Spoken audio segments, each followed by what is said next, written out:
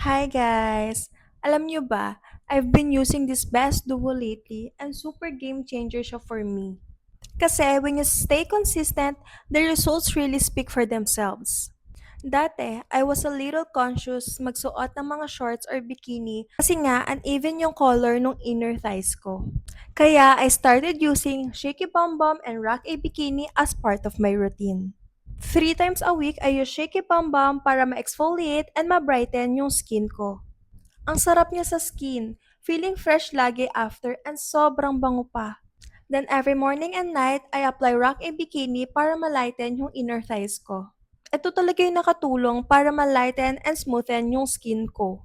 Sa una, parang normal routine lang siya. Pero nung naging consistent ako, dun ko talaga nakita yung results. Like after a few weeks, mas naging soft, smooth, at mas confident na akong magsuot ng kahit ano. Now, I feel more confident na. Kaya kung gusto nyo rin ng visible results, tandaan nyo, consistency is the key.